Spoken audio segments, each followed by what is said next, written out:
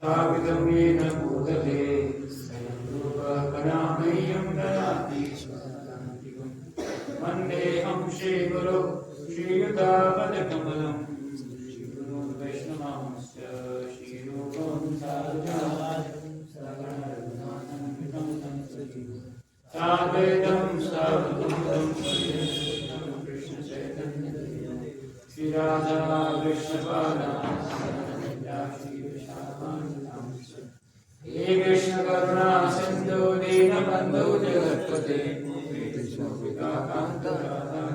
नमस्तुते तप्त कांचन गौरांगी राधे वृंदावनेश्वरी कृष्णानुसुते देवी प्रणमामि हरिप्रिये वाञ्छाकल्पतरुभ्यश्च कृपासिन्धुभ्यश्च कृष्णानुभावेभ्यो वैष्णवेभ्यो नमो नमः। जय श्री कृष्ण चैतन्य प्रभु नित्यानंद श्री अद्वैत गदाधर श्रीवासादि। हरे कृष्णा कृष्णा कृष्णा हरे हरे, हरे राम राम हरे हरे। नमो विष्णुपादाय कृष्णपृष्ठाय भूतले श्रीमते भक्ति वेदांत स्वामी नामिने। नमस्ते सरस्वती देवे वरदानि प्रचारिणे विष्णुवाणी साक्षात् नित्यानंद सद्गुरुतो जय पुष्पवंतो चित्रो ओम नमो भगवते वासुदेवाय। ओम नमो भगवते वासुदेवाय। हरे कृष्णा आप सब भक्तों का हार्दिक स्वागत है। भगवत कृष्ण में आज विशेष स्वागत करेंगे। हमारे साथ हैं श्री वैकुंठ राज प्रभु हरि बोल।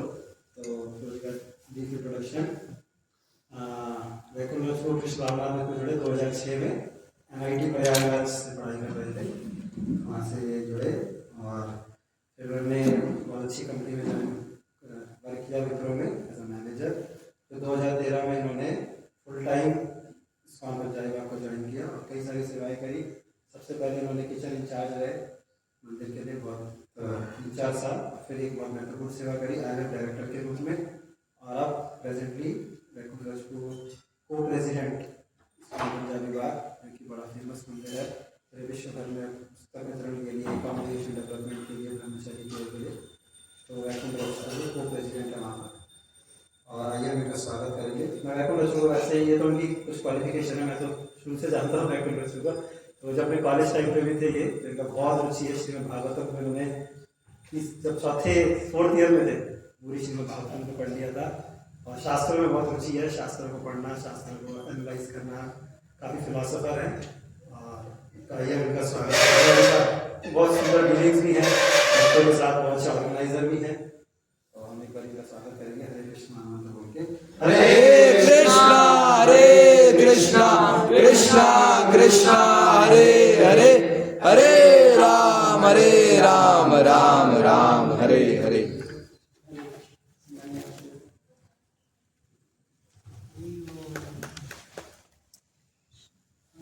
ओम नमो भगवते वासुदेवाय। ओम नमो भगवते वासुदेवाय। ओम नमो भगवते वासुदेवाय। ओम नमो भगवते वासुदेवाय। ओम नमो भगवते वासुदेवाय। ओम नमो भगवते वासुदेवाय। नारायणं नमस्कृत्यं नरं चैव नरोत्तमं देवीं सरस्वतीं व्यासं ततो जयमुदीरये। नष्टप्रायेषु भद्रेषु नित्यं भागवत सेवया भगवती उत्तमश्लोके भक्तिर्भवति नैष्टिकी। कृष्णाय वासुदेवाय देवकी नंदनाय च नंदगोपकुमाराय गोविंदाय नमो नमः। श्रीमद्भागवतम चौथा स्कंद अध्याय 12। अध्याय का शीर्षक है ध्रुव महाराज का श्री भगवान के धाम वापस जाना, और श्लोक संख्या 11। पीछे बोलेगा सर्वात्मनि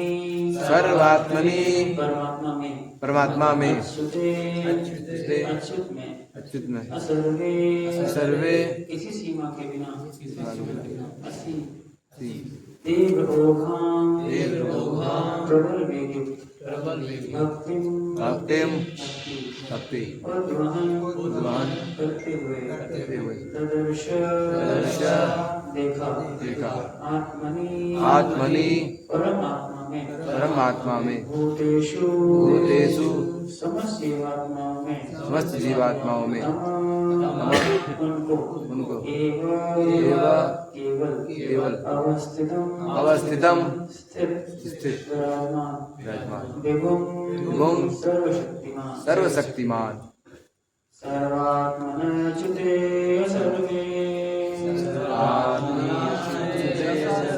देवो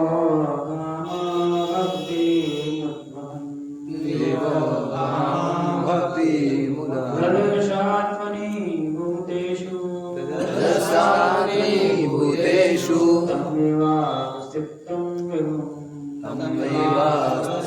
विभुम् सर्वात्मनच्युते सर्वात्मनाच्युते सर्वे तीव्रो भक्तिं दर्शात्मनि भूतेषु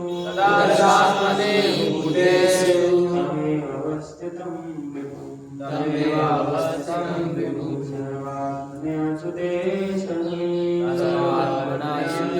सर्वे तीव्रो भक्तिं दर्शात्मनि भूतेषु तमेवावस्थितं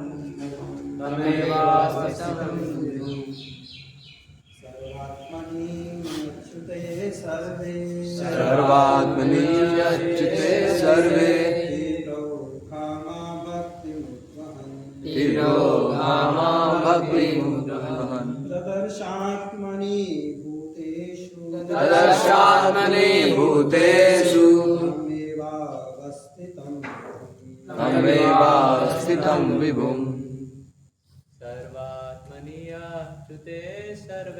सर्वात्मनि अच्युते सर्वे तीव्रोधाम भक्तिमुद्वहन् तदर्शात्मनि भूतेषु तमेवावस्थितं विभुम् सर्वात्मन्याच्युते सर्वं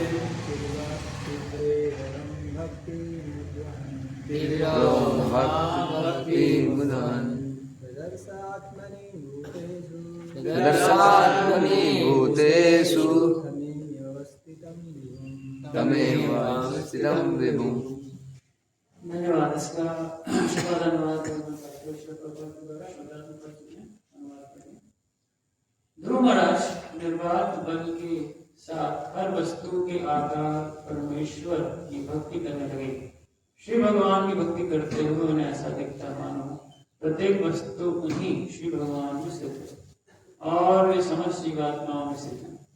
श्री भगवान अच्युत कहलाते हैं क्योंकि वे कभी भी अपने भक्तों को सुरक्षा प्रदान करने के मूल कर्तव्य से नहीं से चूकते हैं।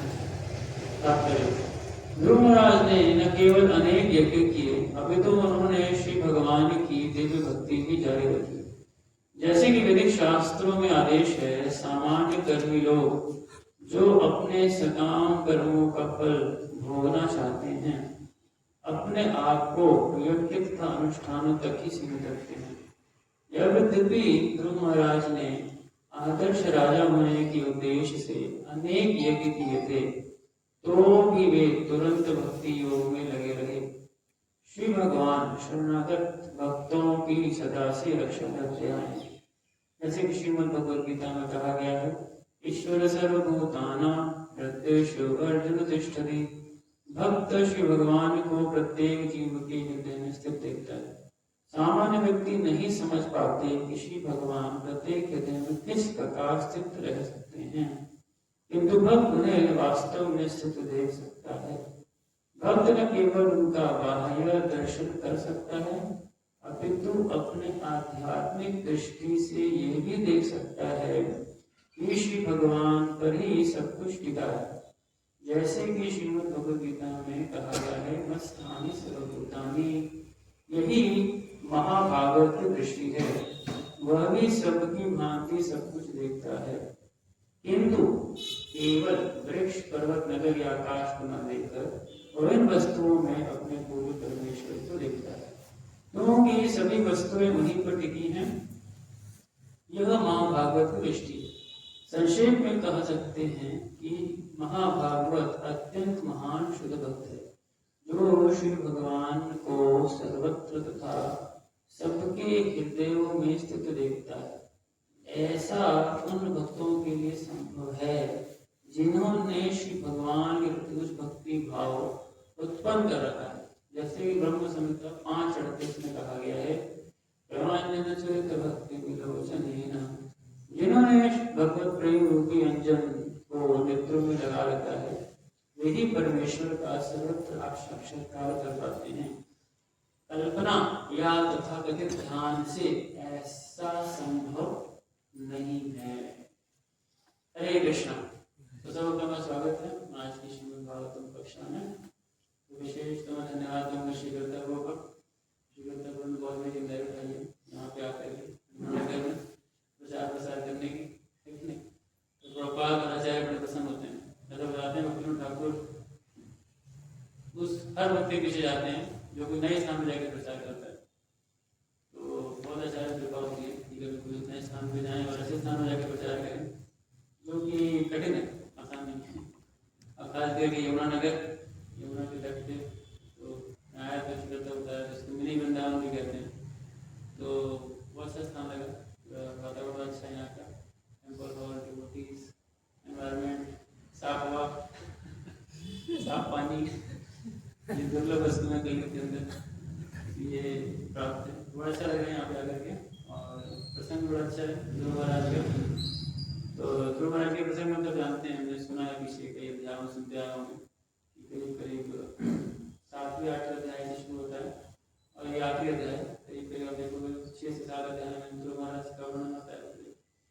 ध्रुव महाराज निकले थे भगवान की तलाश में, जानते किन कारणों से निकले थे। उनको तिरस्कृत किया था उनके पिता ने, उनकी माँ सौतेली माँ ये कहने थे, है ना, सुनिधि ये कहने थे, और उनकी रियल मदर थी सुनिधि, उन्होंने उनको सही शिक्षा दी। उनको अगर संसार में कुछ प्राप्त करना है और उसको किससे प्राप्त कर सकते हो, भगवान से प्राप्त कर सकते हो, भगवान सब कुछ देता है। ऐसा उन्होंने ऋषि मुनि से सुना था। तो साधु संघ का महत्व देखिए क्या है, यदि साधु संघ से भी किया जाए तो हम अपने लोगों को भी सही दिशा दिखाते हैं, जैसे व्यक्ति ने अपने बेटे ध्रुव को दिखाया। तो ध्रुव ने अपनी माँ के बाद विश्वास रखते हुए जंगल की ओर गए और उन्होंने 6 महीने में प्राप्त किया भगवान कई तपस्या वर्णन आता है। और विशेष क्या था तपस्या मधुबन में, वो भी यमुना के तट पे था, ये भी यमुना के तट में, यमुना के तट पे उन्होंने तपस्या की। यमुना के तट पर तपस्या करके 6 महीने में उन्होंने भगवान को प्राप्त किया। ये बहुत ही एक रेयर इवेंट है भगवान को प्राप्त करने के लिए। और जब प्राप्त किया तो बड़ी बड़ी सुंदर बात बोली, वो हरि भक्ति शुद्धोदय में आता है। स्थाने विलासी तपसी स्थितो हम तम प्राप्तवान देव मुनिन्द्र भूमियम् काचन विचिन्वन् अपि दिव्यरत्नं स्वामिन् कृतार्थवस्मि वरं न याचे। सुंदर बात बोलते हैं कि स्थान है विलासी। इन्होंने क्या सोच करके तपस्या शुरू की थी, बहुत ऊंचा स्थान प्राप्त करूंगा मैं, ब्रह्मा जी ऊंचा स्थान प्राप्त करूंगा, ऐसा स्थान, पिताजी का पद तो कुछ भी नहीं है, उससे ऊंचा स्थान प्राप्त करूंगा। स्थान है विलासी तपसी स्थित हो, तपस्या की मैंने, है ना। लेकिन हुआ क्या तपस्या में, तपस्या में साधारण तपस्या नहीं की थी हिरण्यकशिपु कि मेरे को अमर बना दो, ऐसा कर दो, वो भगवान के लिए तपस्या की थी। नारद मुनि ने उनको सही दिशा दी थी, है ना, तपस्या स्थित हो। फिर हुआ क्या, तम प्राप्तवान देव मुनिन्द्र भूमियम्। मैंने किसको प्राप्त किया, भगवान आपको प्राप्त किया। आपसे बढ़कर कुछ नहीं प्राप्त करने संसार में। लोग प्राय भगवान से कुछ प्राप्त करना चाहते हैं, भगवान को नहीं प्राप्त करना चाहते, ये समस्या है संसार में। लोग जाते हैं भगवान के आगे हाथ फैलाते हैं या कुछ दे दो, लेकिन ये नहीं चाहते कि भगवान आपको डालो मेरे जीवन में, है कि नहीं? मुश्किल है, नहीं मानते ऐसा। मानते क्या है कि भगवान से कुछ मिल जाए, भगवान को नहीं मानते। लेकिन भगवान को मानना चाहिए, यहाँ उन्होंने भगवान को मान लो। तम प्राप्त मान देव नरेंद्र को, भगवान को प्राप्त करना इतना आसान नहीं, देखने में लगता है बड़े बड़े मुनि हों, बड़े बड़े ऋषि हों, वो भी भगवान को इतना आसानी से प्राप्त नहीं करते, कितनी तपस्या क्यों न करे। लेकिन अब उनको क्या लग रहा था, उनकी इच्छाएं कैसी थी, उनकी इच्छाएं कैसी थी, काचन विचिन्न मन, काफी देर तक जो टूटे हुए कांच के शीशे होते हैं उसके समान इच्छाएं। तो भक्त जैसे जैसे भक्ति को प्रगति करता है ना, उसके आध्यात्मिक की जो साक्षात्कार बढ़ता है, तो और अपनी पुरानी इच्छाओं को देखता है तो उसको लगता है कि कैसे बेकार की इच्छाएं रखी थी, इन इच्छाओं का कोई वैल्यू नहीं ना, वैल्यू है कि नहीं? उसी तरह बचपन में अपनी इच्छाएं देखें, तो बड़े वाले कभी देखें बच्चों में कैसी इच्छाएं होती थी हमारी, छोटे छोटे खिलौने मिल जाए, साइकिल मिल जाए, कॉलेज मिल जाए, ये मिल जाए, चॉकलेट मिल जाए। अब अभी बड़े हो गए, अभी ये सब बातें जब करेंगे कैसा लगेगा, छोटे वाली साइकिल चलाएंगे, छोटा वाला छोटे इंजना बनाएंगे, बच्चे छोटे पकड़ा दो उसको, थोड़े देखा डेकोरेशन कर रहे, बच्चा बड़ा परेशान कर रहा था, उसकी मदर ने उसको झुंझुना बना दिया, तो झुंझुना बनाया, बड़ा खुश हो गया। तो अपने साथ दिए बचपन से झुंझुना मान के आए हुए हैं, झुंझुना देख करके मजा आ रहा है। तो वही चीज है, भगवान आगे मांगते हैं ना, बड़े सिंपल, क्या क्या मांगते हैं लोग बाहर कितना देखो ना, सुख संपत्ति घर आवे कष्ट मिटे तन का, है ना?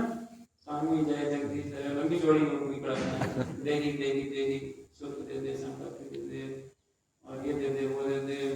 हनुमान चालीसा में नहीं छोड़ा, हनुमान चालीसा बचपन पढ़ते रहे, उसमें आता है ना, बल बुद्धि विद्या देहु मोहि हरहु कलेश विकार, हनुमान जी को भी नहीं छोड़ा, बल भी दे दो, बुद्धि भी दे दो, विद्या भी दे दो, सारे कष्टों को खत्म कर दो।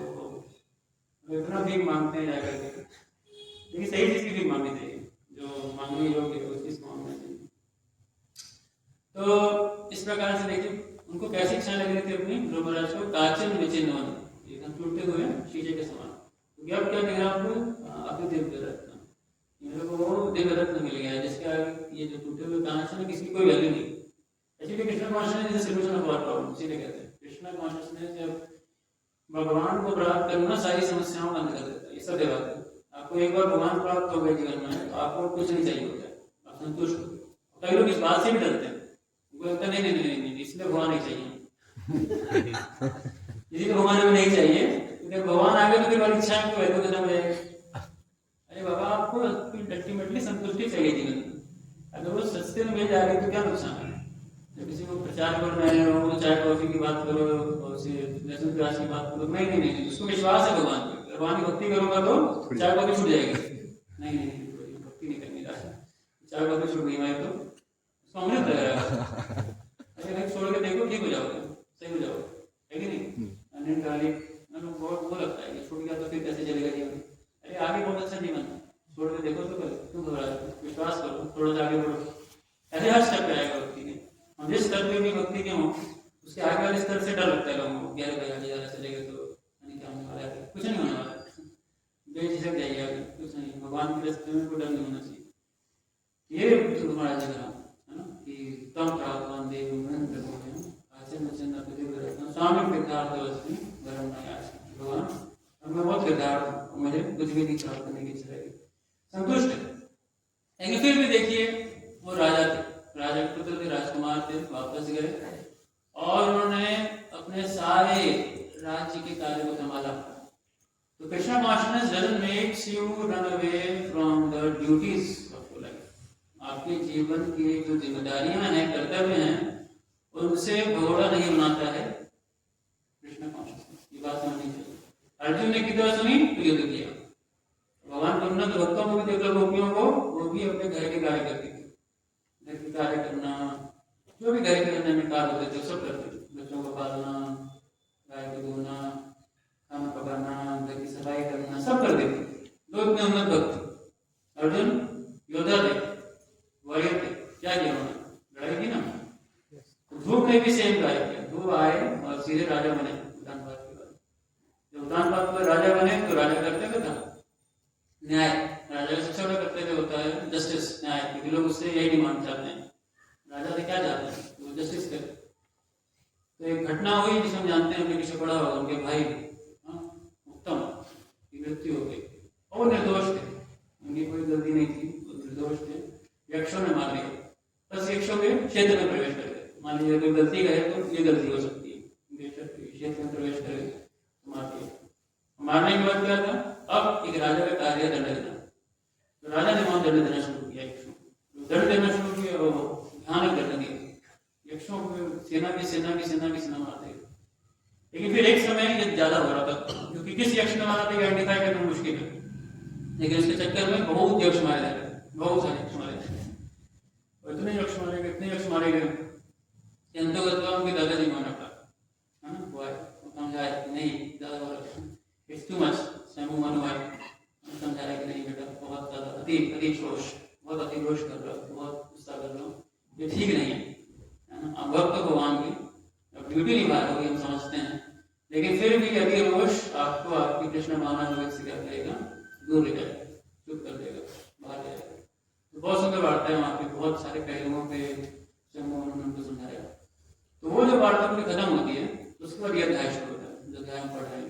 और इस अध्याय में जब सब कुछ हो जाता है, जब स्वयं मनु सब समझा के चले जाते हैं, सारे ऋषिगण उनके साथ चले जाते हैं, तो कुबेर आते हैं। जो कुबेर क्यों आते हैं, कुबेर यक्षों के मालिक हैं। तो कुबेर का जो राजधानी है वो कहाँ है, अलकापुरी, अलकनंदा नदी बहती है वहाँ पे, और वहाँ पे यक्ष वहाँ की सेना के अलग अलग वो सैनिक या सेनापति सब अलग अलग कैटेगरी होती है। तो जब ये बात शुरू होती है तो शंभु मनु के जाने के बाद जब कुबेर आते हैं, और कुबेर के आने के बाद कुबेर वहाँ पे उनको कुछ बताते हैं, बड़ी सुंदर सुंदर बातें बोलते हैं। तो पीछे के प्रसंग में आपने पढ़ा होगा, कुबेर आते हैं कुछ 3 से 4 वर्षेस के अंदर, वो उनको पूरी शिक्षाएं देते हैं, और बहुत सुंदर शिक्षाएं। इसके समक्ष ध्रुव महाराज थे, वो ध्रुव महाराज क्या करते हैं, अपने स्थिति में वापस आने का प्रयास करते हैं। कौन सी स्थिति, उनकी कृष्ण भावना भगवत की मूल स्थिति, वहां जाने का प्रयास करते हैं। और ये आज का वर्ष आता है। तो ये अब रियलाइजेशंस की बात है, ये रियलाइजेशंस पर I don't know what is the perspective, but दृष्टिकोण की बात है, दृष्टिकोण का चर्चा यहाँ पे हो रहा है कि जब व्यक्ति कृष्ण भावना अमृत के उच्चतम स्तर पे पहुंचता है तो उसका दृष्टिकोण कैसा होता है, ये इस वर्ष के अंदर बताया जा रहा है। तो क्या कह रहे हैं, सर्वात्मने अच्युते सर्वे तीव्र अहम भक्तिम उद्वहन् ददर्शम् आत्मनि भूतेषु तम एवावस्थितं वेगम्, है ना, तम उनकी तम एव अवस्थितं वेगम्। तो क्या हुआ, जो ध्रुव थे, ध्रुव ने तीव्र अभाम भक्ति उत्पन्न, तीव्रता के साथ आकर के वापस भक्ति की। भक्ति पहले भी की थी, लेकिन आगे परपट आपने पीछे में पढ़ा होगा, एक बहुत सुंदर परपट है पुस्तक के अंदर, यहाँ पे डिफरेंट स्टेट्स ऑफ रियलाइजेशन के बारे में बताया हुआ है।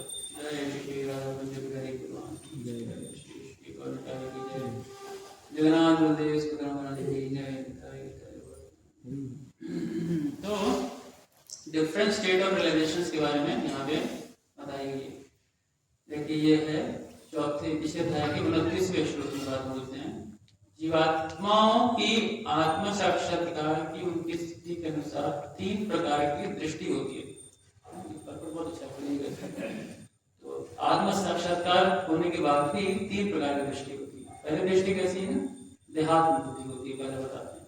और उसमें क्या देखता है व्यक्ति, हर मनुष्य को अलग देखता है, हर मनुष्यों को उसके बाह्य आवरण के हिसाब से उसको देखता है।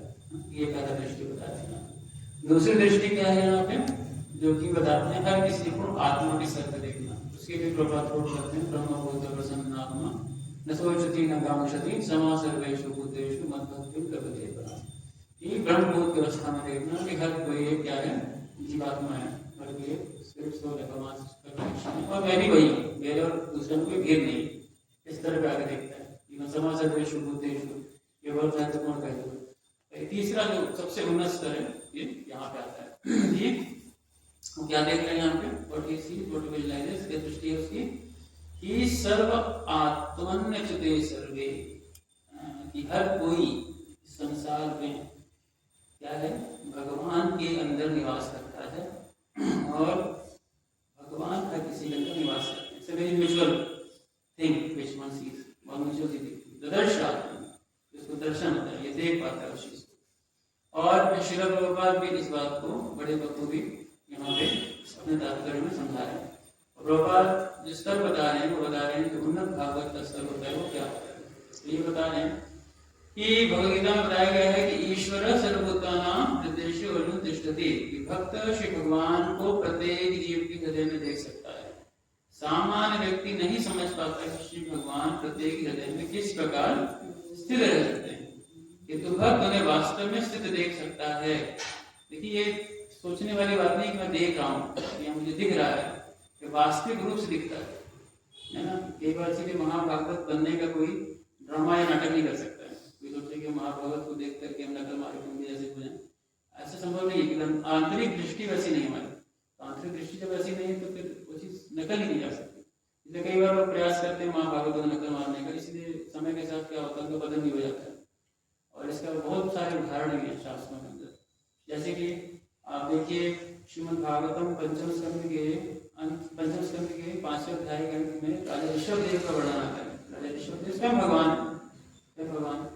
तो अपनी बाहरी गतिविधि कैसी थी उनकी, पूरे नंगे पुंगे हैं, बाल जटाएं खुली हुई हैं और मलमूत्र में पड़े हुए हैं और बड़े ही विचित्र स्थिति में दिखेंगे आप।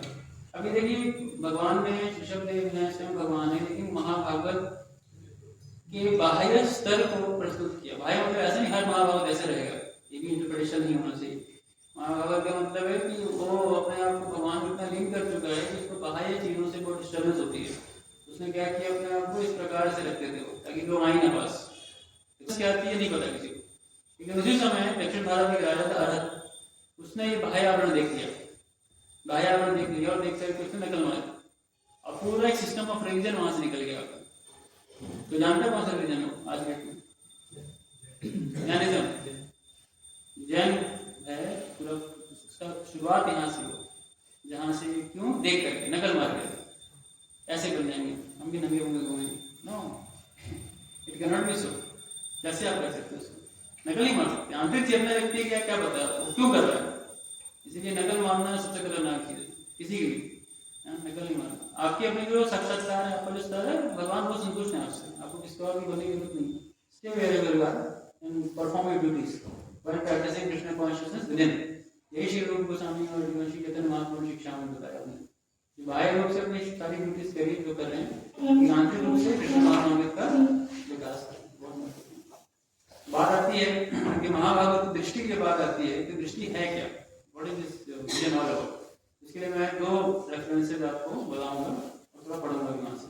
इसका सबसे पहला रेफरेंस श्रीमद् भागवतम में स्वयं आता है, क्योंकि 11वें स्कंद के 2 अध्याय के 45वें श्लोक के अंदर कोट किया है आता है। कहते हैं श्री हविर्वाच, नवयुगंधरों में से एक नवयुगंधर है हविर, वो बोलते हैं सर्वभूतेषु यः पश्येत् भगवत्पात्मनः भूतानि भगवदात्मन्यः केशा भागवतोत्तमः। तो श्री हविर ने कहा सर्वोत्तम भक्त हर वस्तु के भीतर समस्त आत्माओं के आत्मा पूर्ण पुरुषोत्तम भगवान श्री कृष्ण को देखता है और स्वरूप हर वस्तु को श्री भगवान से संबंधित देखता है और ये समझता है कि प्रत्येक विद्यमान वस्तु श्री भगवान में नित्य स्थित है। ये उसको दिखता है विजन। विजन डेवलप कैसे होता है, उसका सबसे फॉरमोस्ट स्टैंडर्ड जो है वो है प्रेमा भक्ति। बिना प्रेमा भक्ति के ही विजन नहीं डेवलप हो सकता। इसीलिए प्रभुपाद भी इस पर्पट में कोट करते हैं प्रेमांजन सुवित भक्ति विलोचनेन संतः सदैव हृदयेषु विलोकयन्ति यमशाम सुंदरम चित्त गुण स्वरूपम गोविंदमादि पुरुषं तमं भजामि। तो ये प्रेम के अंजन, जब तक आंखों में या विजन में दृष्टि में प्रेम नहीं है भगवान के प्रति, तो भगवान पूरी सृष्टि में नहीं दिख सकते। असंभव है भगवान को पूरी सृष्टि में देख पाना। वो क्या दिखेगी, भगवान की भौतिक प्रकृति दिखेगी और भौतिक प्रकृति उसको क्या करेगी, नाना प्रकार से प्रदान करती रहेगी। तो प्रेमांजन ये बहुत महत्वपूर्ण है। जब तक प्रेम का अंजन नहीं है तब तक ये बात आगे नहीं बढ़ती। इसी के सेम पैरेलल में चैतन्य चरितामृत में महाप्रभु ने इस बात को बोला है स्थावर जंगम देखे ना देखे तार मूर्ति सर्वत्र भयम इष्ट देव स्फूर्ति।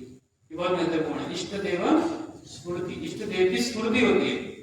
वर्ड महत्वपूर्ण है। ऐसा नहीं इष्ट देव वहां पे दिख रहे हैं वहाँ स्फूर्ति होगी, very very longing desire to see Krishna, भगवान को देखने की इच्छा होगी। स्थावर जंगम है ना, स्थावर जंगम मतलब खड़ी हुई वस्तु हो चाहे चलती हुई वस्तु हो, उसमें क्या है, वो वस्तु नहीं दिखती उसको, क्या दिख रहा है उसको देखा सर्वत्र है नीचे, उससे दिख रहा है कि उस चीज का कृष्णा से क्या कनेक्शन है, how does this thing gets connected to Krishna, because everything is energy of Krishna, हर चीज भगवान की प्रकृति है। जैसे श्री प्रभुपाद मॉर्निंग वॉक में लॉस एंजलिस में जाते थे बीच के किनारे, वही ठंडी ठंडी हवा चलती थी, तो प्रभुपाद इसको महसूस करते थे, प्रभुपाद बोलते थे ये जो हवा चलती है ना, ये मेरे से, ये भगवान से डर कर सकती है, you can see the cause behind it, ये हवा क्यों चलती है, ये कृष्ण से डरती है। कौन डरते हैं, वायुदेव डरते हैं, और ऐसा नहीं भावुकता बचकर वर्ष के साथ मत भयात्वातिवाक्योयम सूर्यस्तपति मत्भयात् वर्षादिन्द्रो दहति अग्नि मृत्युश्चरति मत्भयात्। तो सुंदर वर्ष, ये सब डर डर के संसार में काम करते हैं, सूर्य है, अग्नि है, वायु है, जल इंद्र वर्षा करते हैं, ये सब डर के रेफरेंस भी दे रहे हैं और रिलेट करके बता रहे हैं कि how this things works. The point is, हाँ स्थावर जंगम ना देखे, हाँ ना देखे तारमूर्ति, हाँ सर्वत्र है निज इष्ट देव स्फूर्ति। इष्ट देव की क्या होती है, स्फूर्ति होती है, हर जगह देखते हैं चीज को, हर स्थान पर देखते हैं। इसमें आगे एक बड़ी सुंदर बात एक टीका में आती है 11वें स्कंद के, जिसको कि हम थोड़ा सा और गहराई से पढ़ने की कोशिश करेंगे समझने का, कि श्रील भक्तिसिद्धांत से ठाकुर, श्रील भक्ति ठाकुर ने उसकी टीका दी है, साथ ही साथ विश्वनाथ जी ठाकुर का एक बहुत ही सुंदर एक वो पहलू आता है इसमें, कि कम से कम 5 से 6 पन्ने की टीका है, तो उसको हम लोग नहीं ज्यादा ही 8 पन्नों में, इसमें से सबसे लास्ट पैराग्राफ के अंदर श्री विश्वनाथ ठाकुर बड़े इंटरेस्टिंग बात होती है, और हम लोग को जानना चाहिए क्या होता है, क्योंकि हम लोग फिर क्या है, मैं पॉइंट बताना चाह रहा हूँ, कई बार ऐसे महाभारतों की बात सुनते हैं, समझते हैं ना, तो सबसे पहले चीज व्यक्ति जो करता है वो नकल मारता है, बहुत गलत चीज है, नकल बिल्कुल नहीं कर सकते आप किसी भी चीज की। आप एक इंडिविजुअल हो, आपकी अपनी इंडिविजुअलिटी है, बेस्ट है कि अपनी इंडिविजुअलिटी को एक्सप्लोर करने की कोशिश करो, अपने आंतरिक जो आपका खुद का एक आध्यात्मिक स्वरूप है ना, उसको समझने की कोशिश करो। आप और दूसरा व्यक्ति एक नहीं है, ये बात बहुत महत्वपूर्ण है, बहुत महत्वपूर्ण है, क्योंकि हर कोई क्या करता है, दूसरे को स्टैंडर्ड बना के अपना एक बनने की कोशिश करता है, तो इसे टेक्निकली बोला जाता है, इसे मेंटली पोजिशन बोला जाता है, दूसरे की चीजों को अपने ऊपर डालना, तो ये ठीक नहीं। अब देखिए टीका पर ध्यान सुनिए, ये समझ गए, आपको समझ आएगा इस हृदय स्फूर्ति को क्या यहाँ पर कह रहे हैं, तो लंबी है। श्रील विश्वनाथ ठाकुर ने अपने टीका में यह भी इंगित किया है, अत्र पश्येति तथा दर्शन योगतैव वीक्षिता न तो तथा दर्शनस्य सार्वकालिकता। इस श्लोक में पश्येत, मनुष्य को देखना चाहिए वर्ड यूज किया है ना, देखना चाहिए, उसे दिख नहीं रहा है, देखना चाहिए। शब्द का अर्थ यह नहीं है कि कोई हर क्षण श्री कृष्ण के स्वरूप को देखना, प्रत्युत इसका अर्थ यह है कि उसे भक्ति का उच्च पद प्राप्त हो चुका है, जिस पर वह श्री कृष्ण के रूप को देख सकता है या देख पाने में समर्थ है। कितना सटीक है नहीं पॉइंट, इतना सटीक पॉइंट है, क्योंकि कई बार होता है कि आर्टिफिशियली लोग यहाँ दिख रहे हैं कृष्ण, वहां दिख रहे हैं कृष्ण, ऐसे दिख रहे हैं कृष्ण, वैसे दिख रहे हैं कृष्ण, ऐसा नहीं है। इवन जब राज महाराज की स्टोरी आती है, राज महाराज में जब होता है ना, हिरण्यकश्यप बोलते हैं उनके समक्ष, कहाँ है तुम्हारे भगवान, किधर है तुम्हारे भगवान, तो हर तरह देख सकते हैं, हर तरह का भगवान, हर जगह व्याप्त भगवान। जैसे कौन सी बड़ी बात है, यहाँ रोज जाते हैं तो नरसिम्हा तो नरसिम्हा, तो यहाँ भी तो नरसिम्हा है कि नहीं, कोई बड़ी बात नहीं, भगवान हर तरह। तो उसको तो नहीं दिख रहा, उसको तो कहीं नहीं दिख रहा, तो उसने चलो कहीं लोकेट करने की कोशिश करते हैं, तो या क्या होंगे में प्रश्न है। मूवी में थोड़ा दिखाया हुआ है तो पूरा भगवान वहाँ पे सामने दिख रहे हैं, लेकिन भगवान हर जगह है, ऐसी कोई स्थान नहीं जहाँ भगवान नहीं है कि नहीं। और उसके बाद जानते हैं बड़ा फेमस वर्ष है ना, सत्यम विधातुम निज हृदय भाषितम व्याप्तिम च भूतेषु अखिलेषु चात्मनां आदिश्यतारति अद्भुत रूपमुत्तमहं संभे समायं न मृगं न मानुषम्। तो स्तंभ के अंदर कौन था,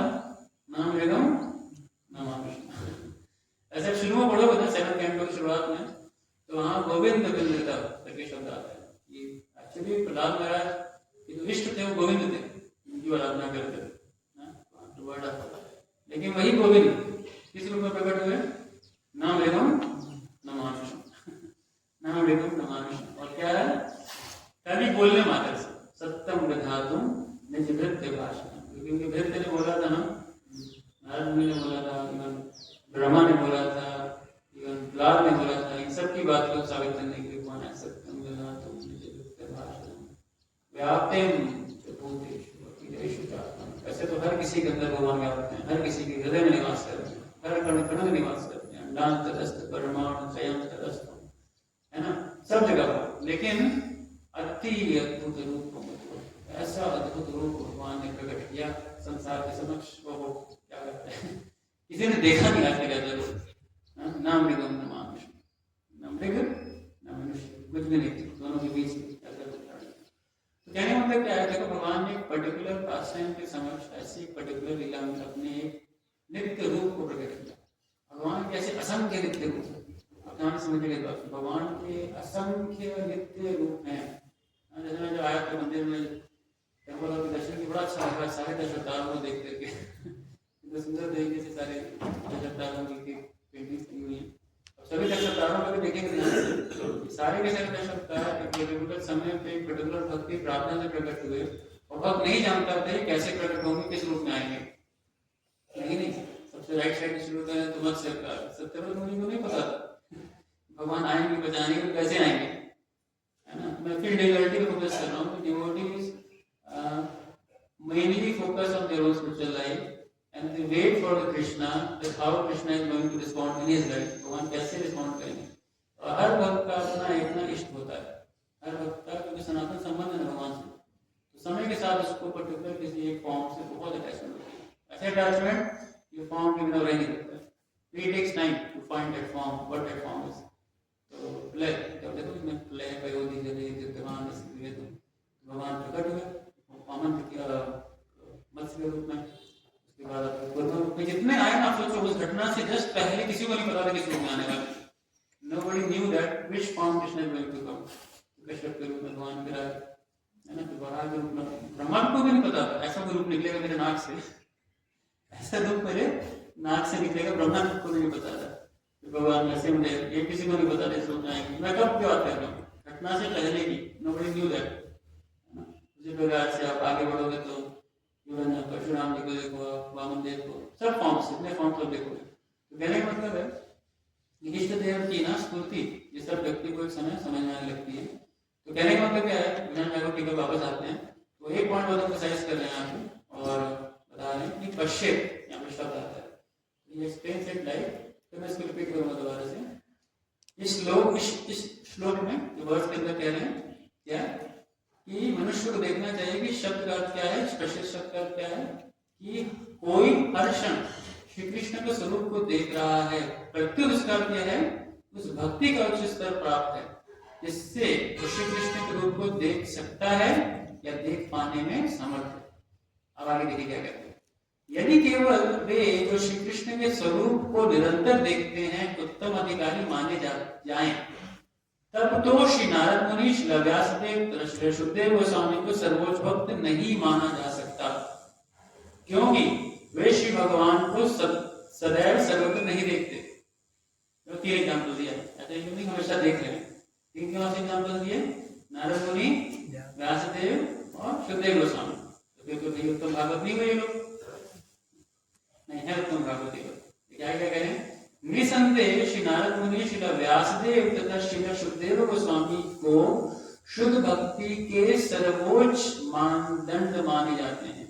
अतः असली योग्यता तत्दृक्षाधिक्य है, अर्थात श्री भगवान को देखने की भाव विवलता, very very deep desire to see Krishna, ये है उत्तम भागवत, उत्तम अधिकारी।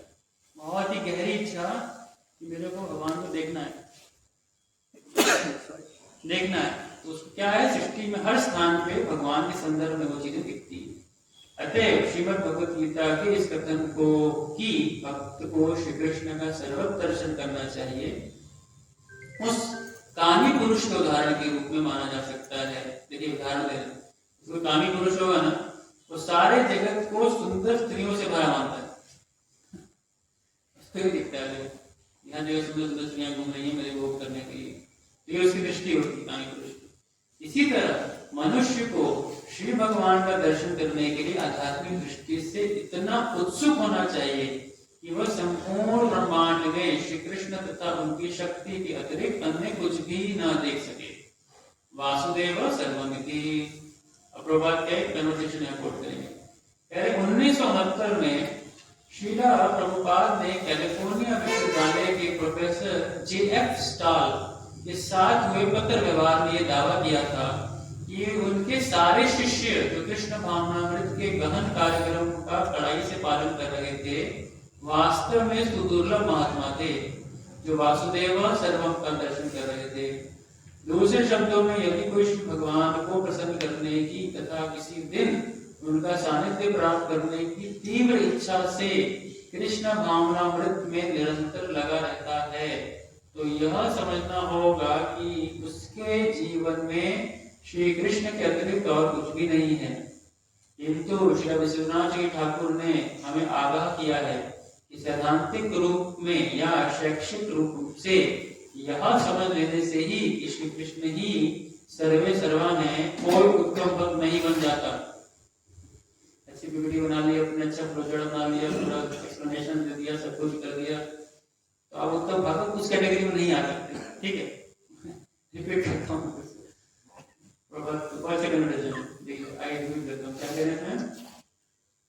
किंतु श्रीला विष्णु ठाकुर ने आगाह किया, सावधान किया कि सैद्धांतिक रूप में, पहला तो फिलोसफिकली नो इट, आप सैद्धांतिक रूप में फिलोसफिकली बात को जानते हो या शैक्षिक रूप में या एजुकेशन के द्वारा जानते हो इस चीज को कि कृष्ण ही कॉज ऑफ ऑल कॉजेज है, इसी को जानते हो। लेकिन ये कोई गारंटी नहीं देता है कि आप एक उत्तम भक्त हो। क्या कारण है, आगे क्या कहते हैं, उसमें सचमुच श्री कृष्ण के प्रति प्रेम उत्पन्न हुआ रहना चाहिए। जब तक उसके अंदर भगवान श्री कृष्ण के प्रति सर्वोच्च प्रेम नहीं है तब तक उस कैटेगरी का नहीं मान सकते उसको। अतः यह व्यवहारिक रूप से समझ लेना चाहिए कि जो कोई भी उत्साहपूर्वक कृष्ण भावना के कार्यक्रमों को अपनाता है और अंतरराष्ट्रीय कृष्ण भावनामृत संघ के प्रचार कार्य में उत्सुकता से हाथ उठाता है वह मध्यम अधिकारी भक्त के पद का कार्य करता है। जब ऐसा भक्त श्री कृष्ण की सेवा करने तथा उनकी संगति करने की इच्छा से अभिभूत हो जाता है, यहाँ तक कि वह इस ब्रह्मांड में अन्य किसी वस्तु के प्रति आवेश नहीं होता, तो उसे उत्तम अधिकारी कृष्ण मानना चाहिए, जैसा कि श्लोक में उल्लेख हुआ है। कितना स्पष्ट है ना, कोई कंफ्यूजन नहीं छोड़ा ठाकुर ने। साफ साफ कह रहे हैं कि भाई सबसे पहले शुरुआत क्या करो, उत्साहपूर्वक कृष्ण भावना के कार्यक्रम को अपनाओ। कृष्ण भावना के कार्यक्रम क्या है, सुबह जल्दी उठो, मंगलारती में आओ, जप करो और भागवतम सुनो। ये बेसिक प्रोग्राम है, ये बेसिक प्रोग्राम प्रभुपाद ने दिया है हर सेंटर में, है ना। इसको अगर फॉलो करेंगे तो करते करते एक स्वाभाविक प्रेरणा आती है अंदर।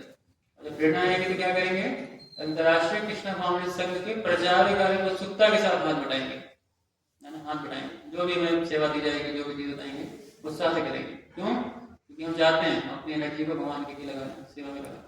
तब हम क्या हो जाएंगे, बताते हैं कि मध्यम अधिकारी पद पे स्थित हो जाएंगे। और जब ऐसे ही सेवा करते रहेंगे, यही प्रोसेस के द्वारा सेवा करते रहेंगे ना, तो क्या होगा इस समय के साथ कि भगवान की संगति करने की इच्छा आएगी, भगवान के शुद्ध भक्तों की संगति करने की इच्छा आएगी अंदर। इसके अन्य कोई इच्छा नहीं रह जाती। इसीलिए जो टॉप मोस्ट डेफिनेशन है ना भक्ति को देखो, उत्तम भक्ति को देखिए, अन्नादिनाशिता शून्यम ज्ञान कर्मादिनादम अनुकूलेन कृष्ण अनुष्ठेयम भक्ति उत्तम। उत्तम भक्ति टॉप मोस्ट भक्ति उत्तम आशीर्वाद, जबकि हृदय में अन्नादिनाशिता शून्यम। ये कब होगा, प्रोसेस है ये, स्टैंडर्ड प्रोसेस फॉलो करना, कृष्ण भावना संघ के प्रचार कार्यों में लगना, प्रचार करना।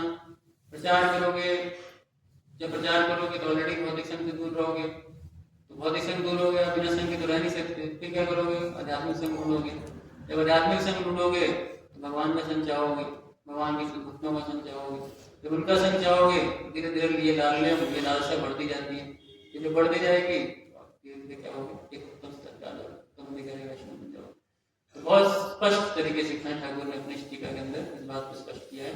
और श्री प्रभुपाद ये कह रहे हैं कि उत्तम अधिकारी स्तर और आप देखिएगा ध्रुव महाराज एकदम अधिकारी स्तर पर थे कि प्रेम की अवस्था में थे, भगवान को हर जगह देख पा रहे थे जैसे इस वर्ष के अंदर आ रहा है, और यही क्वालिफिकेशन है भगवत धाम वापस जाने की। साफ जी वो स्वामी साहब बात बोलते हैं 5.5.6 को कोट करते हुए, क्या बोलते हैं जगह पे, यदि नयावत मई वासुदेव न न न तावत योगे न तावत। तो शरीर आप तो त्याग करते हैं ना, शरीर का त्याग करते हैं, जब तक भगवान वासुदेव के प्रति प्रीति पैदा नहीं है तब तक भगवत धाम नहीं कर पाएंगे। Going back to Godhead is not sweet. इस चैप्टर में आएगा back to Godhead। जाएंगे गुरु महाराज देखिए प्लेन आएगी लेने के लिए, और सुनिधि को और गुरु महाराज दोनों को लेके जाएंगे। कारण प्रेम अवस्था। तो बिना प्रेम अवस्था प्रेम भक्ति प्राप्त किए भगवत धाम जाना आसान या असंभव, मुश्किल नहीं होगा। प्रेम भक्ति हमें स्ट्राइव क्या करना चाहिए, प्रेम भक्ति। प्रेम भक्ति स्ट्राइव करेंगे, इच्छा रखेंगे, इससे विज्ञान को समझेंगे तो प्रभुपाद जी ने अपने सारे ग्रंथों में समझाई है।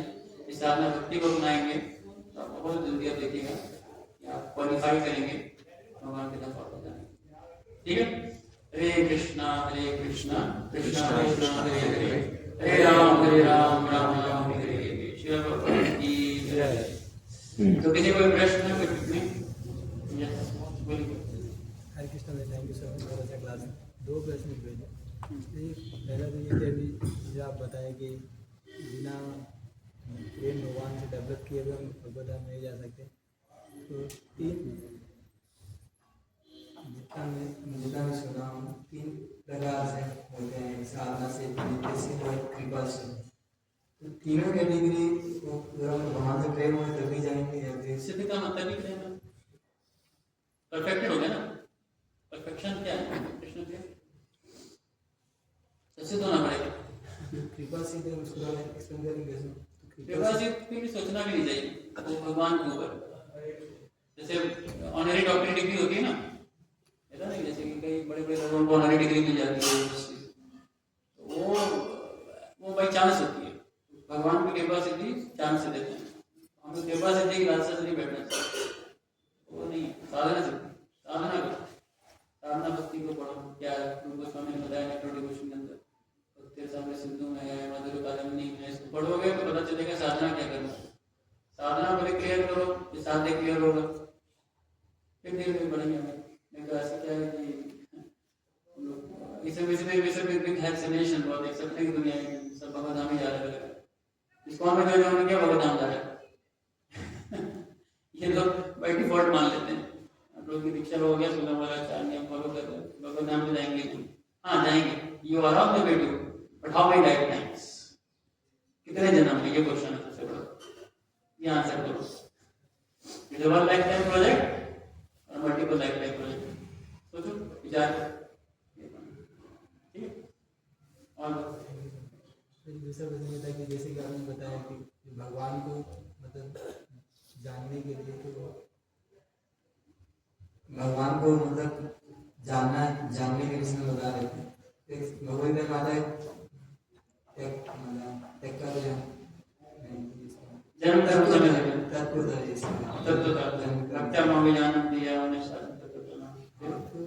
ये तत्व जानने का मतलब ये क्या है कि भाई पूरा मतलब समझना भगवान को पूरा, ये जो आप बता रहे थे ना कि कैसे भगवान को ऐसे नहीं कि हम बस सुन लिए जान गए, वैसे नहीं हो, जब तक हम पूरा नहीं जान लेते।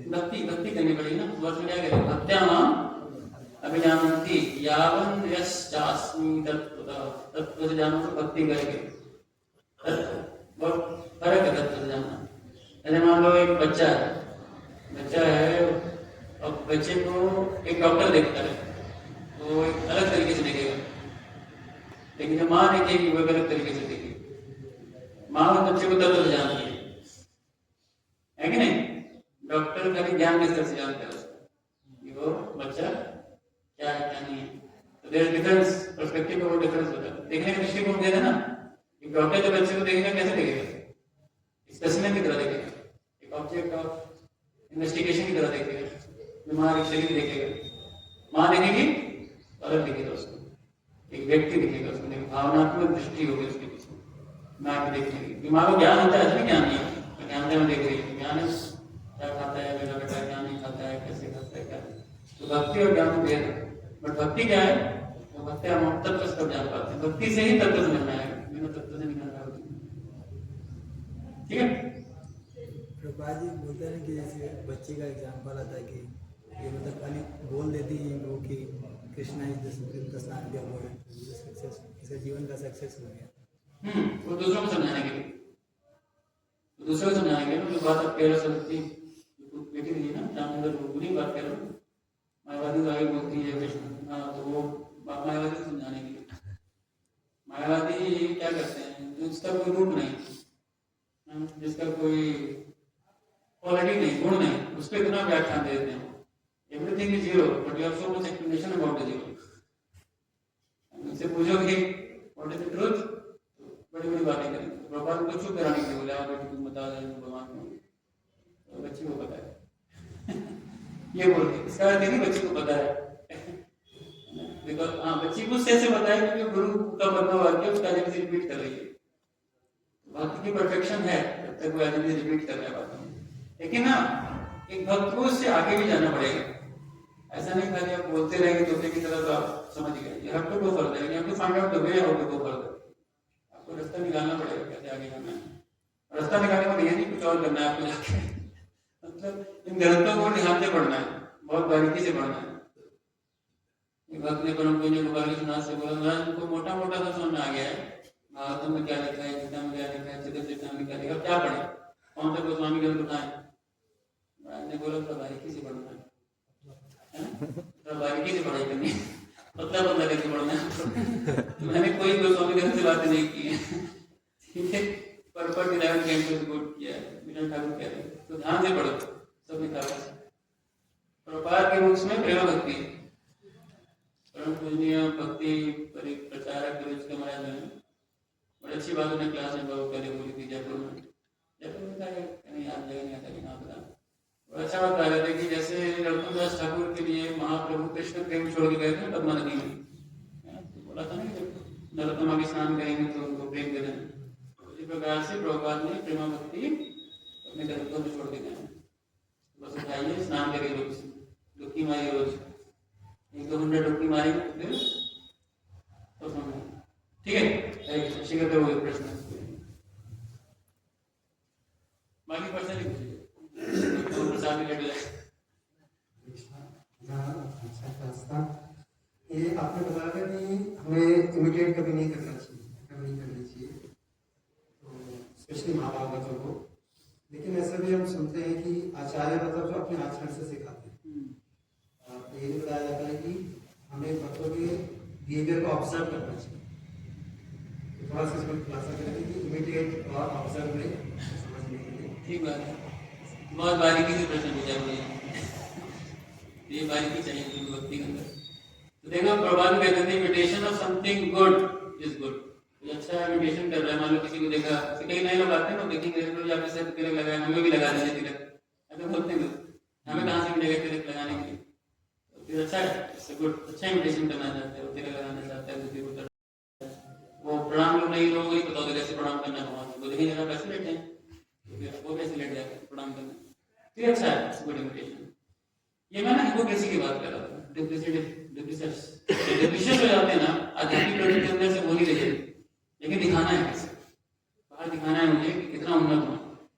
तो when we adopt the depressive path और हिपोक्रेटिक पाथ अपना लेते हैं किसी महाभारत में नकल मार के, तब सब प्रगति हो जाती है। और ये बहुत लेटेस्ट स्टेज पे होता है, जब आध्यात्मिक प्रगति होती नहीं है, अपने अस्तित्व के बारे में कोई जानकारी समझ में आनी नहीं होती है, एक सोसाइटी के अंदर एक स्टैंडर्ड सेट हो चुका है महाभारत का, तो बस उसको नकल मारो ताकि हम वहां पहुंच जाए। उदाहरण के तौर पर हरिदास ठाकुर का उदाहरण दें, हरिदास ठाकुर ने अपने टाइम में एक स्टैंडर्ड सेट कर दिया था, उससे मानने वाला था, विरक्त थे, माया से बचे हुए थे, सब कुछ था, और वास्तविक उनके अंदर कृष्ण प्रेम था। तो जब उन्होंने सपेरे को देखा ना बंसी बजा रहा है, उनको ताली नहीं लगाया था, ताली नहीं याद हो गए थे, वो कुर्सी धो गिर गए, वही पे रोज में डालने पड़ा। इतने लोग इकट्ठे हो गए इनको देख करके, फेमस व्यक्ति है ना मुर्शिद, उसको नहीं पता अंदर क्या काम है, तो उसने भी अगले दिन नहीं किया, अगले दिन सांप को कर रहा था, वो भी गिर गए, वो भी नीचे गिर गए। सोचा कि लोग आएंगे, चरण जरूर खाएंगे मेरी, सब पे जरूर भी लगाएंगे, मेरे को महाभारत अकेला परेशान हो गया, बोला सारी भीड़ भाग गई तुम्हारे गिरने से। जो जूता उठाया मारना शुरू किया उसको, दना मारने लगे। तुम्हारे गिरने से भीड़ भाग रही है यहाँ से, कैलाश है वो गिरने से भीड़ आ रही थी। तो यहाँ निकल, दिस इज कॉल्ड हिपोक्रेसी।